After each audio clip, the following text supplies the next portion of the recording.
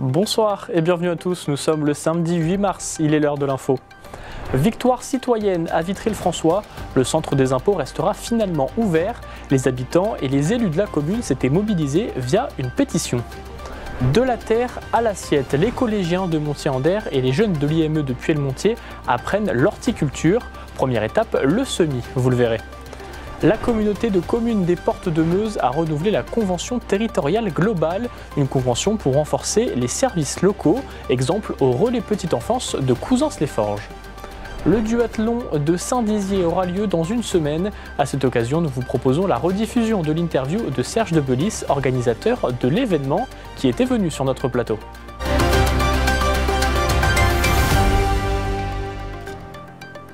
Le centre des finances publiques de Vitry-le-François, je vous le disais, n'accueillait plus personne depuis début février, en prévision d'une fermeture définitive au 1er avril prochain. Pour montrer leur désaccord, les habitants et les élus de la commune s'étaient mobilisés. Ils avaient lancé une pétition. Aujourd'hui, le centre des impôts est sauvé et devrait de nouveau accueillir les Vitrias début avril. Les détails avec Célia Richard et Julien Debruyne. Ne vous fiez pas aux images, ce centre va bien rester ouvert. En février, la Direction générale des finances publiques annonçait la fermeture imminente du centre des impôts de Vitry-le-François pour le 31 mars. Cette décision s'inscrivait dans une réorganisation d'entreprise avec pour but de centraliser les services fiscaux dans la région. Face à cette annonce, une mobilisation citoyenne s'est mise en place. Les Vitrias et les communes voisines ont exprimé leur refus de voir disparaître ce service public de proximité à travers une pétition. Cette détermination collective a porté ses fruits. La proposition de suppression du service des impôts a été annulée. Le service sera donc maintenu au-delà du 1er avril 2025. Simplement, j'ai fait valoir, avec l'aide de la population, qui a massivement signé pétition, que c'était inadmissible. Qu'on a une espèce de technocratie en France qui ne vit pas avec nous, qui ne vit pas avec le peuple, qui ne comprend pas les personnes. Alors que nous sommes sur un niveau d'activité qui est comparable à celui d'Épernay, on ramènerait tout à Épernay. Et donc j'ai protesté vivement, vigoureusement, parce que le service public, il doit être proche des gens. Bien sûr que le service public doit se moderniser, mais rien ne peut remplacer le contact humain. Et donc ça ne peut pas être un service déshumanisé, c'est un service avec des hommes qui répondent à des questions. Vous vous en souvenez sûrement, l'été dernier, une partie de la Haute-Marne avait été inondée.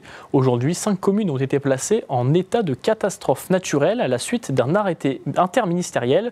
Culmont, Jonchery, Plénois, Rimaucourt et Vivet. Les sinistrés ont un délai de 30 jours à compter du 2 mars dernier pour déclarer tout éventuel sinistre non déclaré et qui serait lié à ces événements. Un article plus complet est à retrouver sur notre site internet et notre application. Retour à Vitry-le-François, où le maire de la commune, Jean-Pierre Bouquet, a présenté vendredi 28 février l'ensemble des 7 labels obtenus par la ville en 2024. Une belle vitrine permettant de mettre en valeur la commune et son travail. Regardez.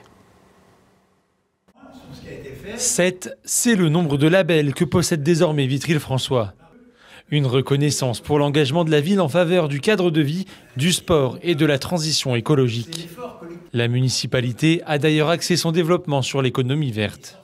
En 2024, elle a obtenu 4 distinctions sur ce thème, mais également le label Apicité, qui récompense les communes engagées dans la préservation des pollinisateurs. L'idée, c'est d'être dans l'excellence. Mais ça ne s'arrête pas à l'écologie, on a également le sport.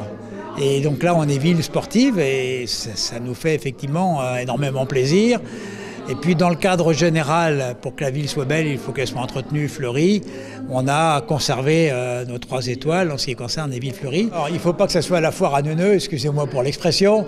Donc on va mettre tout sur un mât unique pour éviter une dispersion de petits panneaux qui en soi n'auraient pas vraiment d'intérêt. Mais par contre, les présenter tous ensemble présente un intérêt, d'abord celui de la qualité de présentation et puis deuxièmement la reconnaissance du travail qui est fait par les agents de la collectivité qui s'investissent pour leur ville avec leurs élus.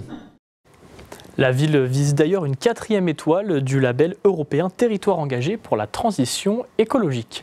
C'est un projet qui continue de se développer entre le collège de Montier-en-Der et l'IME de Puellemontier. Le projet De la terre à l'assiette permet aux élèves de suivre toute la vie des légumes avant de les déguster. Première étape, semer les graines. Gaël Bossu était avec les élèves, regardez.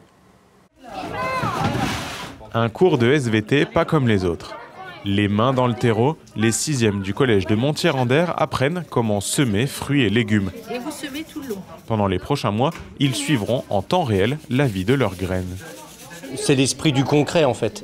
De faire les choses concrètement, ça laisse plus d'images, ça laisse plus de sensations, alors qu'ils peuvent passer à travers les informations quand c'est sur une image où il n'y a pas le goût, il n'y a pas l'odeur. Ils se rappellent des fleurs, ils se rappellent des fruits. Donc tout ça, ça laisse des souvenirs et donc ils arrivent à faire le lien avec le cours. Durant toute l'après-midi, au cerf de l'IME de Puellemontier, les élèves ont pu observer et comprendre l'horticulture. Et là, où il va y avoir notre processus de germination. C'est une belle découverte pour les jeunes pour apprendre la germination, leur piquage, la plantation, la production. Toutes les étapes finalement du processus d'une plante. Nos jeunes de l'IME sont tuteurs des jeunes des 6e et leur savoir est transmis aux collégiens et vice-versa quand on ira chez eux pour apprendre l'intérieur d'une graine. Ce projet, nommé De la terre à l'assiette, en est à sa 4e édition entre le collège et l'IME et chaque année, les élèves sont ravis. Moi qui fais un jardin, ça va m'aider pour mes plantations. En SVT, on aurait dit, mais on n'aurait pas fait. Là, on l'a fait, ce qu'on a dit. Que c'est quelque chose de nouveau, entre guillemets. Ça change. Je préfère être ici qu'en cours. Certains apprécient parce qu'ils pensent un peu que c'est leur courgette qu'ils ont suivie pendant plusieurs mois. Donc ils font l'effort de goûter. Pour certains, c'est positif parce que du coup, c'est pas si mauvais que ça apparemment. Les légumes semés aujourd'hui seront replantés au collège en avril, puis dégustés lors d'un repas spécial. Le 17 décembre 2024, la communauté de communes des Portes de Meuse a renouvelé la convention territoriale globale pour la période 2024-2028. Cette convention vise à renforcer et coordonner les services aux familles grâce à un partenariat entre la communauté de communes, la Caisse d'allocation familiale, la CAF, de la Meuse et la Mutualité sociale agricole, la MSA Marne-Ardenne-Meuse, exemple au relais petite enfance de Couzens-les-Forges. Soutenir et accompagner les parents ou assistantes maternelles, c'est l'objectif des relais petite enfance. À Couzens-les-Forges, dans la Meuse, la signature d'une convention territoriale globale a permis une aide financière pour l'installation de nouvelles assistantes maternelles. Cet équipement de proximité gratuit est au service des professionnels de la petite enfance et des familles. Il accueille environ une dizaine d'enfants de 0 à 3 ans. Les parents, souvent, ils viennent me voir quand ils sont en recherche d'un mode de garde pour leur enfant. Moi, je suis amenée à leur proposer soit des assistantes maternelles, soit des MAM, donc c'est aussi des assistantes maternelles mais qui sont regroupées ensemble, soit des établissements d'accueil du jeune enfant type crèche. Et selon leurs besoins, je les redirige vers les personnes qui sont adaptées à leurs demandes. Et donc je dirais que le relais petite enfance, il permet vraiment de faire le lien entre les parents et les assistantes maternelles. Et c'est vraiment un interlocuteur commun entre les deux en fait.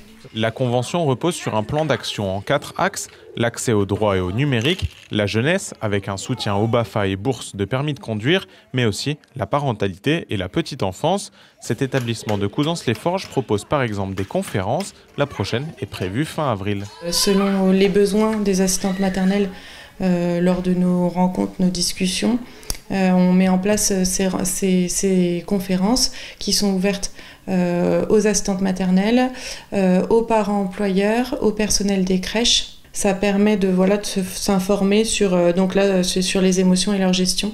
Le 29 avril à partir de 18h au relais petite enfance de Couzens-les-Forges. Cette convention territoriale globale devrait également permettre l'extension de la crèche d'Ancerville. Ce soir, nous recevons Serge Desbellis. Alors, vous êtes l'organisateur du 14e duathlon de Saint-Dizier. Bonsoir. Bonsoir. Alors, je le disais, c'est la 14e édition déjà. Ça commence à faire beaucoup. Ça nécessite une très lourde organisation. Beaucoup de mois de travail pour un duathlon. Oui, c'est quelque chose que j'ai commencé en juin l'an dernier. Donc, pour les premières autorisations, il faut s'y prendre longtemps à l'avance. Il y a les autorisations pour la sécurité, pour l'organisation. C'est en partenariat aussi avec la ville de Saint-Dizier. Voilà, donc il y a un partenariat qui existe depuis le début avec la ville de Saint-Dizier qui nous aide beaucoup, aussi bien au niveau matériel qu'au niveau financier, au niveau, à tous les niveaux, quoi. Au niveau communication, on travaille ensemble. Voilà. Donc ça sera le 16 mars prochain. Les inscriptions sont déjà ouvertes. Vous attendez combien de participants ? On espère avoir au moins autant que l'an dernier, c'est-à-dire à peu près 180-190 concurrents. Si on en a que 150 comme les années précédentes, on fera avec, mais inscrivez-vous. Financièrement, justement, pour être à l'équilibre, il vous faut un minimum de participants. Oui, c'est-à-dire que pour que ça rapporte un petit peu quand même d'argent au club, il faut qu'on ait au moins 150 concurrents. Si on n'a pas 150 concurrents, ça vaut pas vraiment le coup d'organiser quelque chose, quoi. Ouais, parce que l'idée du duathlon, c'est justement de ramener un petit peu d'argent dans les caisses du club, mais aussi d'organiser un événement pour la ville de Saint-Dizier. C'est sûr, organiser quelque chose, ça c'est un des objectifs du club, mais il faut aussi qu'il y ait un petit rendu financier, sinon c'est compliqué, quoi, de mobiliser beaucoup de monde comme ça du club pour pas grand-chose, voilà. Justement, du monde, vous en mobilisez, c'est 80 environ. Oui, il y aura 80 personnes qui seront mobilisées ce jour-là, pas tous franchement bénévoles, mais il y en aura quand même, je pense, entre une bonne cinquantaine qui seront vraiment bénévoles, plus les prestataires de services, on va dire les chronométreurs, les arbitres, les policiers qui vont sécuriser l'épreuve, la DPC qui sera également là. Donc ça fait beaucoup de monde. En gros, entre 80 et 90 personnes tous les ans. La DPC, c'est la protection civile, c'est ça? C'est la protection civile, c'est-à-dire l'ambulance que vous voyez sur la place et qui, j'espère, n'aura pas à intervenir le jour de l'épreuve, parce que s'ils interviennent, ça veut dire qu'il y a une chute ou c'est déjà arrivé il y a quelques années et c'est pas très agréable. Et pour parler justement des athlètes, un duathlon, peut-être rappeler ce que c'est différent d'un triathlon. Alors, un duathlon, il s'agit en fait d'enchaîner 3 disciplines, déjà de la course à pied en premier, ensuite du vélo et de la course à pied en troisième. On revient sur la course à pied en troisième. Sur des distances qui sont bien sûr adaptées à l'âge des participants, puisqu'on a des participants qui vont avoir, les plus jeunes vont avoir 6 ans. Donc ce sera des petites distances, ça sera quelques centaines de mètres en course à pied et 2 km en vélo. Et puis l'épreuve reine de l'après-midi, là ça sera aux alentours de 5 km en course à pied, 20 km en vélo et 2 km et demi ou 3,5 à pied, je crois, sur la deuxième course à pied. Justement, c'est aussi de l'idée du duathlon, c'est que ça soit ouvert aux petits comme aux grands et puis aux amateurs comme aux profil sportif et déjà licencié aussi. Voilà, donc l'épreuve de l'après-midi, elle n'est pas réservée aux licenciés puisque n'importe qui peut la faire, mais disons qu'il vaut mieux avoir un petit peu d'entraînement, alors que le matin on organise à 11h aussi une épreuve pour les gens qui seront, on va dire, un petit peu moins sportifs, puisqu'il n'y aura que la moitié de l'épreuve de l'après-midi en distance. Voilà. En distance. Et donc, on le disait tout à l'heure, une quinzaine d'inscrits. L'année dernière, c'était environ un peu plus de 180. Ce qu'on disait tout à l'heure, pour être à l'équilibre, il vous faut combien de personnes? 160, 170? Moi, je dirais qu'il faut... 150, c'est vraiment le minimum, quoi. Minimum. Si on pouvait avoir 180 comme l'an dernier, ça serait pas mal. On ne fera pas un gros bénéfice, mais il y aura un petit quelque chose quand même qui restera. Oui, pour servir après dans les déplacements du club, réinvestir tout simplement dans la vie du club. C'est de l'argent qui va servir à la vie du club, au fonctionnement, à rembourser une partie des tenues de compétition, à rembourser les frais d'inscription sur les compétitions auxquelles on participe tout au long de l'année. Donc c'est de l'argent qui revient aux membres du club. C'est donc important pour eux, pour moi surtout, qu'un maximum de membres du club participent à cette organisation. Et puis suivant les années, vous voyez plutôt une augmentation ou une baisse des participations depuis 3-4 ans là, après le Covid? Non, on a eu un petit peu de mal au début, on s'est demandé si ça allait vraiment repartir après Covid, mais en fait c'est assez bien revenu. Bon, une année on a eu un label championnat Grand Est, donc là effectivement on est monté à plus de 200 concurrents. Mais sans label particulier, entre 150 et 180, 190, c'est bien, c'est pas mal. Et puis on rappelle aussi aux bragards du coup, qui nous regardent que le duathlon c'est une boucle à Saint-Dizier, et donc cette boucle on ne peut pas en sortir quand on habite dans le centre-ville. Voilà, c'est-à-dire que les circuits sont intramuros, donc le circuit course à pied n'est pas trop, on va dire, embêtant pour les gens de la ville, puisqu'on va les faire courir dans le Jard, dans le parc du Jard. Par contre, le circuit vélo, forcément, il fait plusieurs kilomètres et là, on est obligé de bloquer les rues. Donc, les gens qui se retrouvent à l'intérieur du circuit, c'est un petit peu compliqué pour sortir. C'est pas impossible. Il y a des points de cisaillement qui sont mis en place par la police municipale. Et surtout, impossible de prendre les rues à contresens de la course, hein, ça c'est complètement interdit. Par contre, on peut faire éventuellement passer des voitures, cisailler à certains endroits pour que les gens puissent quand même sortir de chez eux ou pour permettre l'intervention des services de secours ou des infirmiers, des infirmières qui viennent apporter des soins aux gens à l'intérieur du circuit. Oui, donc il y aura des points de passage pour préciser pour les bragards et puis les Haut-Marnais aussi qui nous regardent, qui seront peut-être de passage dans la ville. Attention, le 16 mars, faire attention quand on prend la route. La circulation sera compliquée, elle sera complètement interdite au niveau de la place Aristide-Briand puisque ça sera là que sera installé le parc à vélo. Et puis les rues principales seront interdites à la circulation. On ne pourra que les traverser à certains endroits avec l'autorisation de la police municipale et des bénévoles qui seront mobilisés au carrefour qui sont sur le circuit. Très bien, bon, on vous remercie en tout cas d'être venu sur notre plateau et puis rendez-vous le 16 mars pour le duathlon à Saint-Dizier, des places sont encore disponibles. Bien sûr, les inscriptions sont encore ouvertes, il y a encore beaucoup de places à prendre, hein, aussi bien pour les non-licenciés que pour les licenciés. Et espérons que le beau temps sera de la partie. Bon, on vous le souhaite, merci en tout cas d'être venu sur notre plateau. Je vous remercie. À noter concernant le duathlon de Saint-Dizier que le parcours de course à pied a légèrement été modifié dans le parc du Jard suite à la présence du Cirque de Rome le week-end prochain. C'est la fin de votre journal, merci de nous avoir suivis. Tout de suite la météo et l'information continue sur Puissance Télévisions. Demain à 14h15, ne manquez pas la rencontre Chaumont FC AS Algrange en 16e de finale de la Coupe du Grand Est en direct et commenté par Gaël Bossu. Excellente soirée sur Puissance Télévisions.